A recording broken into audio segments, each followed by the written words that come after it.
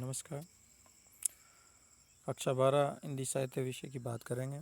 उसमें दूसरा जो पद है कबीर जी द्वारा लिखा गया है, उसमें कहा है कि संतों भाई आई ज्ञान की आंधी रे, आई ज्ञान की आंधी रे, भरम की टाटी सबे उड़ानी, माया रहे न बांधी रे। हित चित की दो तून गिरानी, मोह बलिंडा टूटा रे, मोह बलिंडा टूटा रे।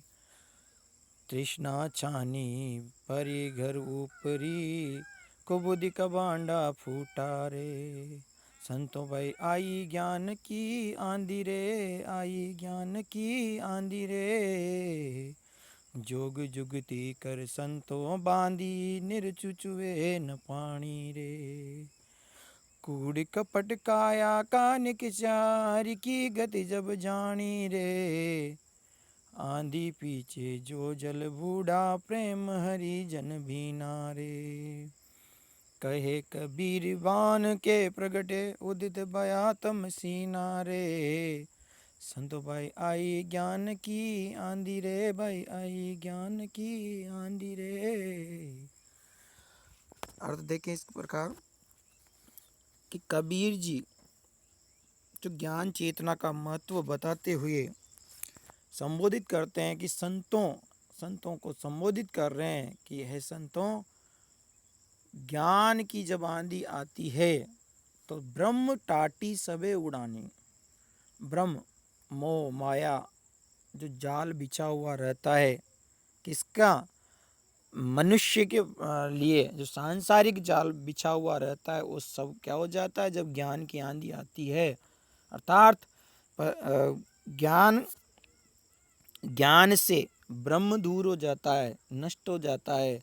तो यहाँ कहा है कि ब्रह्म की टाटी सबे उड़ानी, माया रहे न बांधी रहे। मोह मायाओं से भी उसका ध्यान क्या हो जाता है? अलग हो जाता है।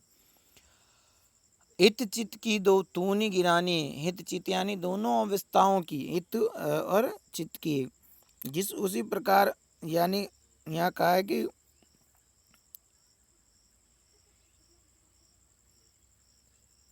मोह माया की हित और चित, जो मोह माया है उसका जो आसक्त, मोह माया की आसक्त दो खंबे हैं, वो भी क्या हो जाते हैं? टूट जाते हैं। दो तूनी गिरानी।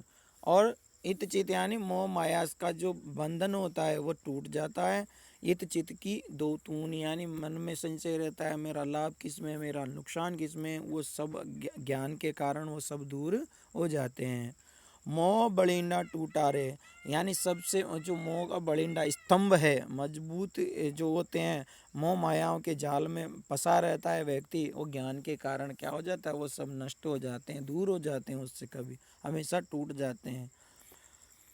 तृष्णा छानी परिगर ऊपरी, जो छप्पर आशा तृष्णाओं से जो घर के छप्पर के ऊपर, अर्थात अपने मन के ऊपर, अपने मन के ऊपर जो ब्रह्म छाया रहता है, वो यहाँ घर की जो छप्पर बताया गया है कि तृष्णा छानी परिगर ऊपरी यानी धरती से ऊपर जो क्या है, जो मोह माया है, आशा तृष्णा है, वो उसका घर बना हुआ है और उसके ऊपर ही छप्पर बनाया हुआ है। तो कुबुद्धि का बांडा फूटा रे, जब आंधी आती है, किसकी? ज्ञान रूपी जो आंधी आती है, तो कुबुद्धि यानी दुर्मति का बांडा फूट जाता है, अर्थात बर्तन फूट जाते हैं। यहाँ भी अन्योक्ति है।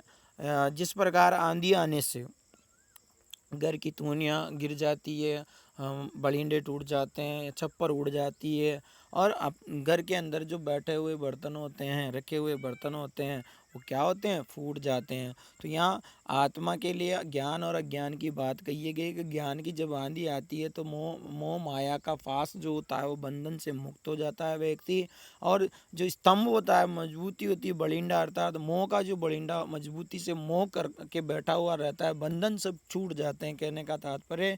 और दोनों अवस्था हित और चित्त की, अर्थात ज्ञान और अज्ञानता का जो अवस्था होती है, मोह की जो अवस्था होती है, वो दोनों गिर जाती है, दो तूनियाँ होती है जो गिर जाती है। और तृष्णा अर्थात जो आशा तृष्णा है, जिसे कहते हैं हम छानी। छानी यानी छप्पर, परिगर, ऊपरी जो घर के ऊपर बंधा हुआ रहता है वो सब नष्ट हो जाता है और कुबुद्धि का भांडा फूट जाता है। अर्थात दुर्मति, ज्ञान आने से, साधु संतों के साथ बैठने से ज्ञान का प्रकाश होता है और ज्ञान के प्रकाश होने से क्या होता है, कुबुद्धि का भांडा फूट जाता है, नष्ट हो जाता है। जोग जुगती कर संतो बांधी, निरचु चुवे न पानी रे। यानी जोग जुगती, योग से, साधु संतों के मेल मिलाप से, साधु संतों के द्वारा क्या किया गया, समस्त विकार रूपी जो साधु संतों की सहायता से अपने शरीर रूपी चप्पर का ऐसा निर्माण किया कि अब वासना रूपी जल उसमें नहीं टपकता है। यानी साधु संतों ने ज्ञान को ऐसा बनाया, जिस प्रकार जब ज्ञान का वो छप्पर डाल देते हैं, जिसके ऊपर संतों ने बांधी, यहाँ का जोग जुगती कर संतों ने बांधी, ये संतों के प्रयासों का फल है। संतों ने अपने प्रयासों से ऐसा कार्य किया कि निर्चु चुवे न पानी ने, उसमें कोई अज्ञान रूपी पानी, जल, बारिश का भी थोड़ा सा जल भी, अज्ञानता का कोई भी कण किसके अंदर, ज्ञान के अंदर नहीं जाता है। करने का तात्पर्य, जोग जुक्ति कर संतों की संगति ऐसी होती, संगत ज्ञान ऐसा होता है साधु संतों का जिसमें बूंद भी, अर्थात यहाँ का है कुछ कण भर भी दुर्मति नहीं आती है, कुबुद्धि नहीं होती है। ऐसा यहाँ पर कहा गया है कि संतों ने बांधी है निर्चू चुवे न पानी रे, उसमें न जाने वाला न चूने वाला पानी। जब जिस प्रकार मान लीजिए छप्पर घर के ऊपर अच्छी छप्पर डालने से कोई बूंद की पानी की बूंद नीचे नहीं गिरती, उसी प्रकार जब मजबूत ज्ञान, सुदृढ़ ज्ञान अगर हमें प्राप्त हो जाता है तो उसके अंदर हमारे बुरे विचार कदापि प्रवेश नहीं करते हैं। कूड़ कपट काया का निक्षा, जो शरीर में कूड़ कपट है, दुर्मति है, कुबुद्धि है, वो सब क्या हो जाती है, निकल जाती है। काया की, शरीर की सारी जो दुर्दशा है, वो कूड़ा करकट है, वो सब बाहर निकल जाता है। हरि की गति जब जानी रे, जब भगवान की स्तुति की और भगवान का ज्ञान हुआ, भगवान का प्रतिरूप का ज्ञान हुआ, तब सारी संतों के द्वारा ज्ञान लेने के बाद, साधु संतों के संगत में होने के कारण सारा क्या हो जाता है, सबकी दुर्मति दूर हो जाती है और सब बुद्धि आ जाती, सतगुण आ जाते हैं। कहने का तात्पर्य सत्संगति से सतगुण की प्राप्ति हो जाती है। और हरि की गति जब जान जाता है इंसान, जानता है, तब सारा कोड कपट यानी जो मोह माया का जाल बिछा हुआ था आत्मा के ऊपर, तो वो सब सारा क्या हो जाता है, नष्ट हो जाता है। आंधी पीछे जो जल बूढ़ा, आंधी आने के बाद जो जल बरसता है उसमें प्रेम हरि जन भीना रे। अर्थात आंधी के आने के बाद, ज्ञान की जब आंधी आती है तो जब संगति में जो लोग बैठते हैं उनमें क्या हो जाता है, प्रेम हरि जन भीना है रे। संगति में लोगों के साथ, साधुओं के साथ व्यक्ति भी वैसी संगति करने लगता है, वैसा ही आनंद उसको प्राप्त होता है और वह जन भीग जाता है। अर्थात भीगने का मतलब साधु संतों में रम जाता है, आनंद वैभव उसको प्राप्त होता है। और कहे कबीर भान के प्रगटे उदित भया तमसीना रे। और ज्ञान की आंधी आने से जब सूर्य प्रकट होता है, ज्ञान का सूर्य जब प्रकट होता है तो अंधकार उदित भया तमसीना रे। अर्थात जो उदित होने से, सूर्य उदित होने से, अर्थात ज्ञान उदित होने से क्या हो जाता है, जब बारिश निकल जाती है उसके बाद सूर्य निकलता है तो चारों तरफ प्रकाश हो जाता है। उसी प्रकार ज्ञान रूपी जब प्रकाश होता है, सूर्य का उदय होता है, ज्ञान का प्रकाश व्यक्ति के अंदर होता है, तब क्या होता है, जो सारा अंधकार होता है वो नष्ट हो जाता है और ईश्वर की प्राप्ति हो जाती है, अज्ञान का विनाश हो जाता है। ईश्वरीय ज्ञान का प्रकाश जब होता है चारों तरफ तो अज्ञान सारा विनाश की ओर चला जाता है, नष्ट हो जाता है। तो ये इसकी व्याख्या है, आप लोग इसकी व्याख्या कर लें।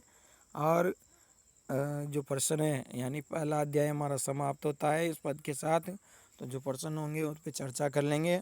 धन्यवाद। और काम करके फ़ोटो ज़रूर सेंड